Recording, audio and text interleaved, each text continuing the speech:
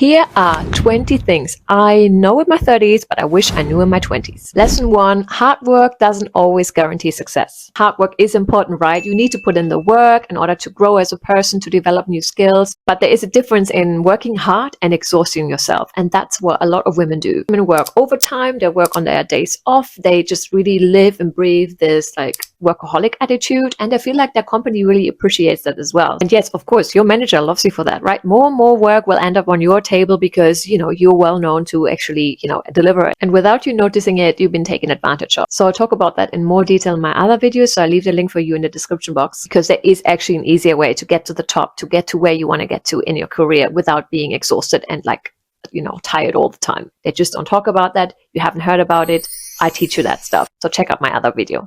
Lesson number 2, don't believe everything your manager tells you. Now, this one took me a while because I thought A, that my manager would actually, act in my interest, and B, that they would be well trained and qualified for the role. Not always the case. Truth is that your manager most of the time actually acts in the interest of the business and not in your best interest. Most of the time, we're actually reporting into middle management. So it means that your manager is actually also looking to be, promoted and go through the ranks. So they're thinking about themselves, how they can be promoted next, and how they come across in front of their senior execs. Now, there are really great managers that are actually really interested in developing you and to help you push you outside your comfort zone. So if you're one of those lucky ones that are actually reporting into one of those, you are a lucky one. Learn from that person. Take advantage of the situation. This is really great. But you will also come across managers in your career that just have absolutely no clue about their job or, how to manage people. Management skills, people skills, which brings me to the second point. Don't assume that your manager is always, well qualified and trained for that job. Most managers in my career were actually not in the role because they were the most qualified manager in the world. No, they knew someone that would promote them. They were just besties with, the CEO. And that brings me to lesson number 3. Most companies don't really care about you. That sounds super harsh. But hear me out. You got to be aware of that stuff. Means if you have bigger dreams and goals in your life, you have to actually go and make them happen. Don't wait for your company to support you or throwing you a curveball. If you want a promotion, go and approach your manager. Don't wait for your manager to come and speak to you. If nothing happens, reinforce it again. Just ask for the chat again. Just make sure that you push for it, because these are your dreams that we're talking about, and your company just couldn't give a flying. You are in charge of your own dreams and you have to make it happen. Lesson number 4, don't become a playball of your company. The bigger the company you work for, the more complex those processes are. So if you are looking to get a pay rise, don't just, make the mistake and speak to your direct line of report. Make sure that you speak to various people about it, so that the whole company is aware of your career goals. Salary is an important one. Nobody is going to judge you for asking for a pay rise. So don't let your company off the hook here. This brings me to the next one. Don't let them play the "you are too inexperienced" card. Companies love to play this card, especially with women. They want to lowball you and hope that you will cave. And 90% of women actually do. So here's how you can overcome this really challenging little scenario. They talk experience in terms of quantity of years almost all the time. So if you are asking for a pay rise, for a promotion, they will look and see how long you've been in a role versus a colleague that they then compare to you.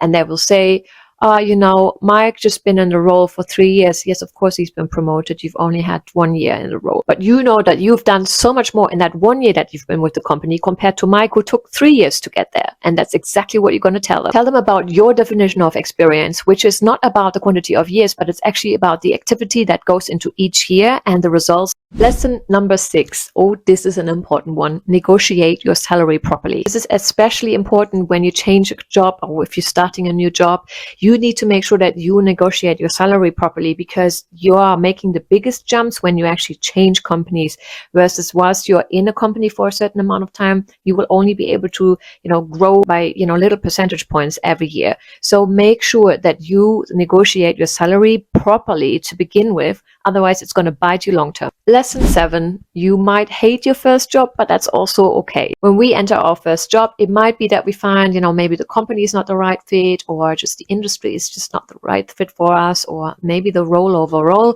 And then we need to pivot, right? That's absolutely fine, because, you can still find out what it is that you actually want to do, what career path works better for you.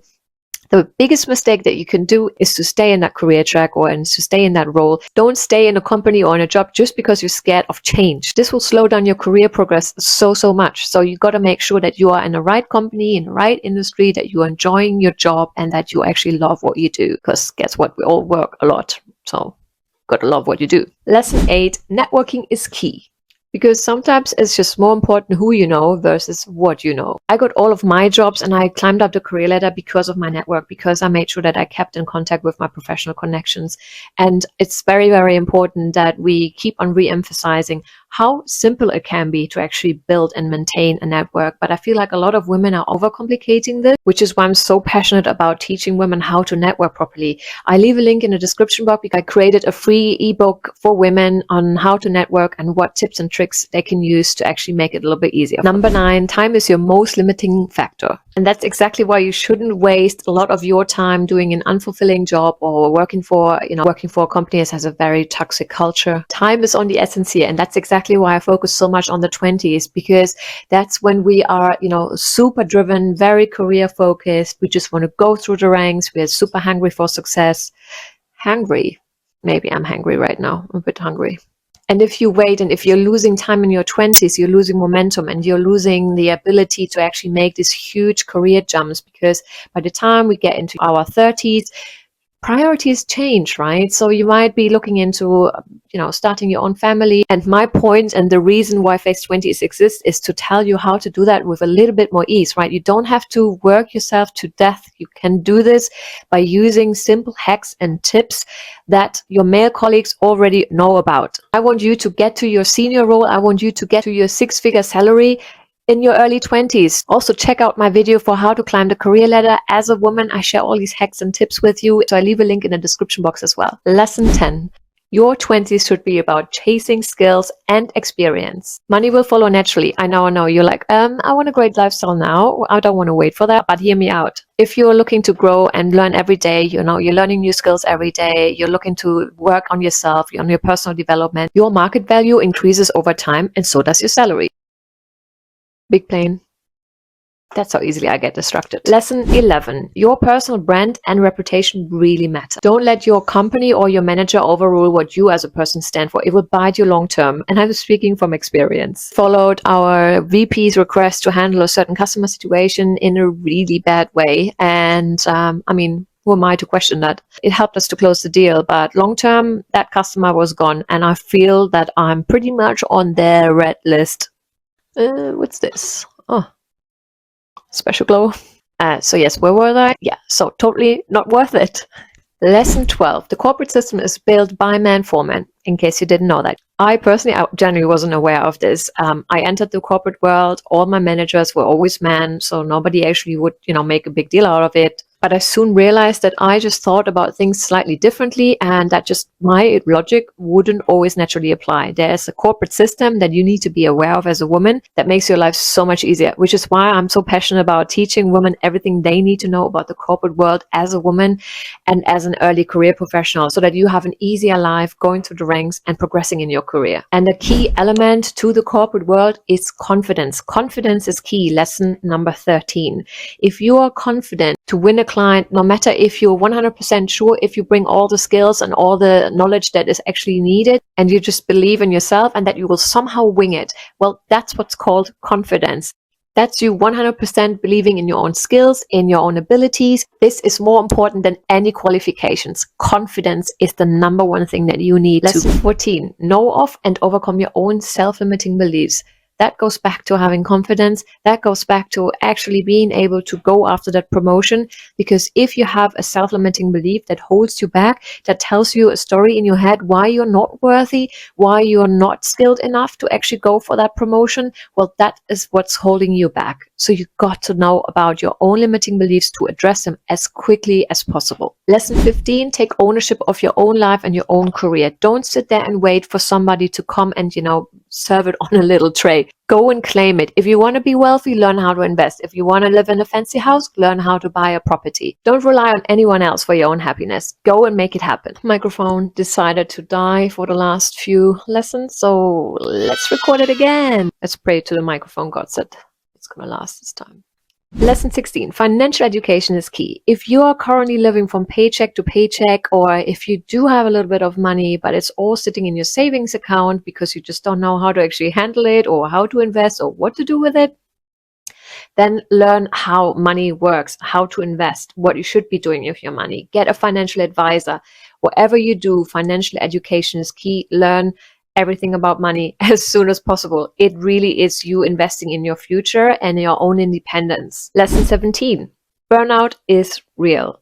So create healthy routines and protect your own energy. That's definitely one of the most important lessons that I learned in my 20s, the hard way. But you need to be reminded, without a healthy body, without a healthy mind, you just can't function. So your health comes first, always, non-negotiable. Lesson 18, how to say no. Setting boundaries, an absolute important one. We talked about this before. Otherwise, more and more work will end up on your plate, not just from your manager. Also, your family, your friends, everyone will just keep on testing their limits and how far they can push you. So you setting boundaries and actually protecting your energies, which allows you to focus on the things that really matter to you, that are important to you, that bring you joy, and also on all the things that actually help you to progress in your career and your life, all the things that really, really are important to you. So be protective of your own time, say no, learn how to set boundaries. Lesson 19, failure is a good thing, I think. One of the best things that actually can happen to you is that you fail at something, because that will actually teach you a lesson. It will help you to grow as a person. It will help you to grow much quicker than if everything would always work according to plan. Because if everything always works out, it means that you're not pushing yourself outside your comfort zone. You're not pushing yourself hard enough. So if you fail, it actually is a good sign. So don't see it as a negative, see it as a positive. Lesson number 20, your job doesn't define your identity. You are so much more than just an employee. So start making time for the things that are actually bringing you joy, for, exploring different hobbies, for exploring different interests, so that you can actually figure out what it is that you are truly passionate about. You don't want to wake up in your 30s and your 40s thinking, oh, all I know is how to work. All I know is how to keep busy. You want to have the things in your life that actually bring you so much joy. So make sure that you make time, that you don't just see yourself as an employee. There will be so many more companies coming. So don't be somebody that is just super attached and loyal to your current employer. Learn how to make more time for your own interests and hobbies and for people that are important to you. Thanks so much for watching. If you like this video, you will like this one here as well. So I leave it here. I hope this was helpful, and I'll see you guys in the next video.